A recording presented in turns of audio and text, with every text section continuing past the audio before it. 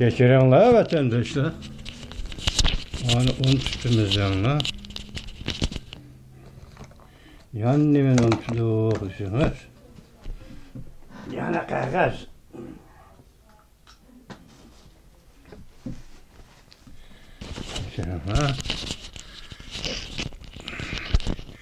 Bugünkü leksiyalarımızı başlayımız hürmetli vatandaş. Tövbe.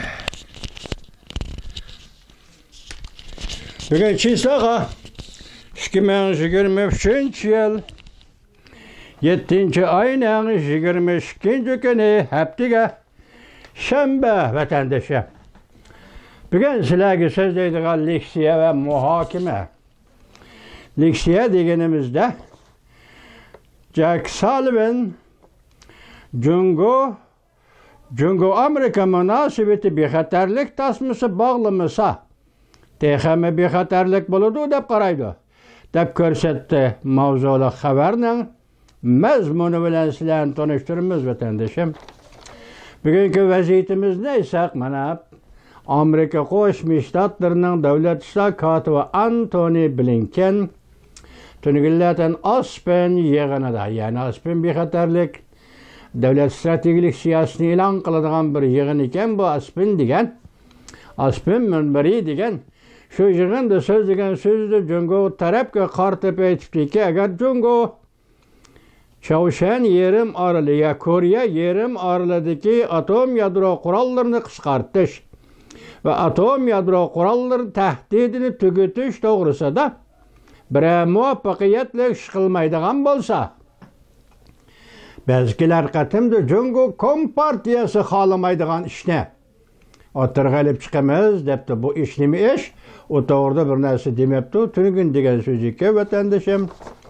Onda ikkinchi nuqtada masalan hozir to'g'ribatdagi mavzularga nazar tashlasak, Jungo ichki siyosatga davolg'ish kirib qoldi. Xi Jinping ishga boshdan kuyishga boshladi. Yoki ishga boshda o't tutashdi. Harbiy qismda yuqori qatlamda sirliq o'lim hodisalari ko'payishga boshladi. Halqaliq paytlar 50 minut ilgari 7. ayning 22. kuni YouTube yana bir xabar vatandaş ciddi ogohlantirish. Jungo Kompartiyasining ichki qismida kriz portladi. Ichki tashqi vaziyat Xi Jinping iddiasi parchalandi. Jungo amdi ko'pchikkat. Jungoga yana bir qatam berilgan fursat. Marksizm ve yoki demokratiya mı? Siyaset, iqtisod fronti, abduri, ekranda obzorchi, Chimpokong, Tayvanlik profesor Meng Zhujing. 7. ayının 23. günü, 2. günü YouTube vatandaş. Endi yana bir haber. Güldürmama su astı parxoti belgelik. Güldürmama belgelik su astı parxoti 80 tane yadro ok beşini kaçırlap Janubi Koreyaning Pushun harbiy portida sapras bo'ldi. Beijingning kaynidan nayza tanlandi. 2023 yıl 7. ayının 20. günü halqaliq paytlar YouTube. Vaziyat ciddiliği anlaşıldı vatandaşım. Endi yuqorqi mavzuga kelaylik. Masalan, Amerika Qo'shma Shtatlari Oqsaroy davlat bexatarligi maslahatchisi Jack Sullivan Jungo bir narsadan ansiraydi deydi yoki ishonmaydi deydi. U nima? Amerika Jungo munosabatida bexatarlik tasmasi bog'lab olish. Jungo deydiki, bexatarlik tasmasi bog'lab olsak, mashinani taximi tiz haydab, ishtik haydab, vaqtda hodisa chiqadi. Yani Amerika Qo'shma Shtatlari bir mashinada Jungo bilan birga o'ltirib, bel tasmasi yoki bexatarlik tasmasini bog'lasak, mashinani haydab tiz hodisa yuz berdi. Shunlashqa bexatarlik tasmasi tatmaganimiz yaxshi. deb qaraydi jungoliklar deydi. Lekin bizning Amerikalikdan ko'z qarashi oddiy deydi. Bexatarlik tasdimisi nayt yaxshi ish. Mashina deganda mashindan chataq chiqadigan bo'lsa, bexatarlik tasmasi bog'lab olganda chataq nayt ko'p bo'lib ketgandimi, azroq chiqadi. Ya'ni bexatar bo'ladi, tasm bog'lab olish bexatar bo'ladi. Shuni siz tasm bog'lashga ma'qul deyin. Ma'quldan jungo hukumati deb xizmat ishlab keldik. Bu ishimiz oxirgi natijada jungo kompartiyasi yana unimidi, ma'qul demidi yoki ishonmadi deganda endi gap. Biz masalan 5-oyning 9-10 kuni Xudo ishga kun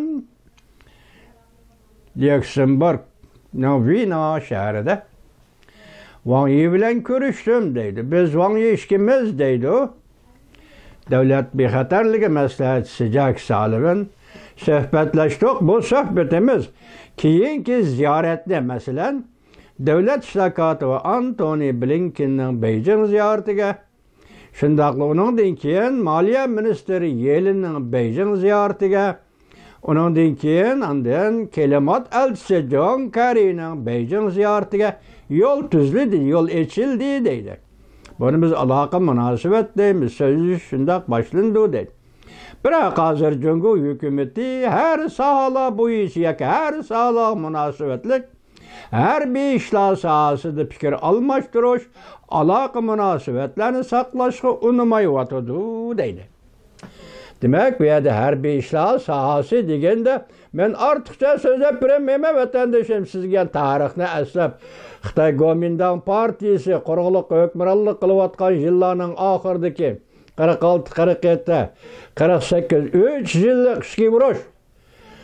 Shu davrda Amerika Qo'shma Shtatlari armiyasining general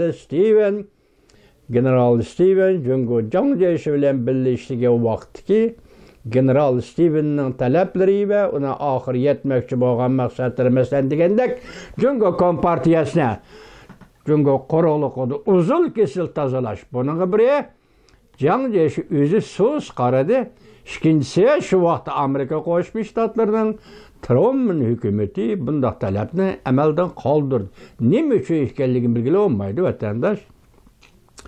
Bugun harbiy munosabatlarni asli keltirish yoki so'zlashish, harbiy munosabatlar bo'yicha bexatarlik funksiyasi qurish va yoki munosabat aloqani saqlab turish, andan raqobat ikki davlat o'rtasida jungo bilan Amerika Qo'shma Shtatlari o'rtasidagi raqobatning taraqqiy qilib, kaskinlashib, to'qinishga aylanib ketmasligini kapolatga qilishdan iborat maqsad.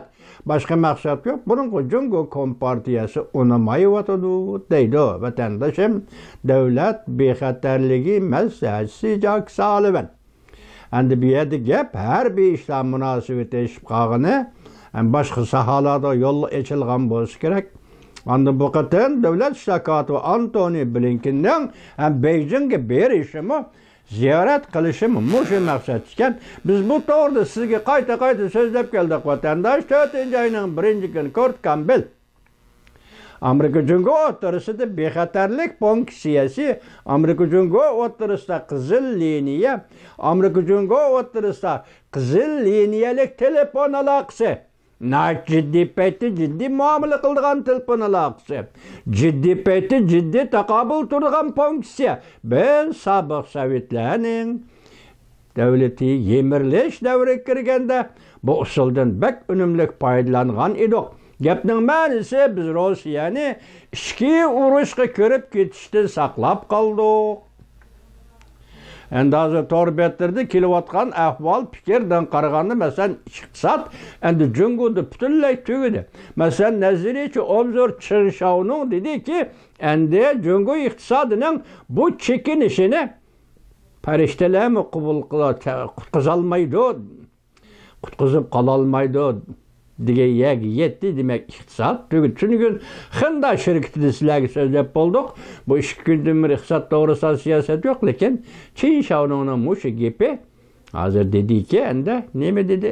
Iqtisodni farishtalarmi qutqizib qololmaydi sizlarni. Endi bu yo'l, sizlar ketayotgan yo'l halokat yo'li. Müşendaqqa vaziyat vatandaşım, ondan nimaga bugun men jujun o'zi ayrim so'z degan pulga qaraydigan yillarda so'z degan so'zni nima dedi desangiz, o'tgan gapni yana takrorlab chiqdi. Masalan, Tayvanga hujum qilish, Tayvanni besibelish yoki Tayvanni atalmış azod qilish deganning o'rniga jungdan qaygil hujum qilsanglar. Bu ikki qatim takrorlandi torbitida. Jungdan qaygil hujum qilsanglar, hamma ish hal bo'ldi degan miqyos. Sebep bilen muşundaq sözlendi vatandaş. Anda yana bir vaziyat bugünkü xabarda torbitida o'ttirg'i chiqqan, yani umu albatta halqalıq paytlarning torbitida turibdi. Rossiya prezidenti Vladimir Putin 900 tanka ve 100 ming kishilik askeri qo'shin bilan Ukrayna'nın Kharkov şehriga yana hücum qildi. Dedi bu endi qandaq ish, endi qandaq oqibatni keltirib chiqirdi bilgili bo'lmaydi. Rossiya asli holsiraydigan kunlar yetib keldi hisobda. O iqtisodiy jihatdan qiynalishi kerak bo'lgan kunlar yetib keldi hisobda. Butun dunyo embargo qildi uni. Muşundaq ahvalda Rossiyaning yani 100 ming kishilik askar to'plab 900 tankini haydab Kharkov shahriga hujum qilishi, buni mening ideyam qabul qilamidi vatandoshim? 1 yildan oshdi, 2 yil bo'laydi hisobda Ukraina urushi.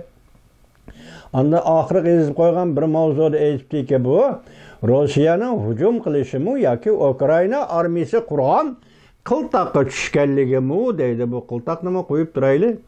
Songa diqqat qilayli. 900 tanka, hisobda 1000 tanka. Tank qo'shinlari ondan 100 ming kishilik harbiy qo'shin. Bu oz gap emas vatandoshim. Bu oz gap emas. Buning diqqatiga va uning taraqqiyotiga dunyo qanday ko'ngil bo'lsa, siz ham shunday ko'ngil bilasiz vatandoshim.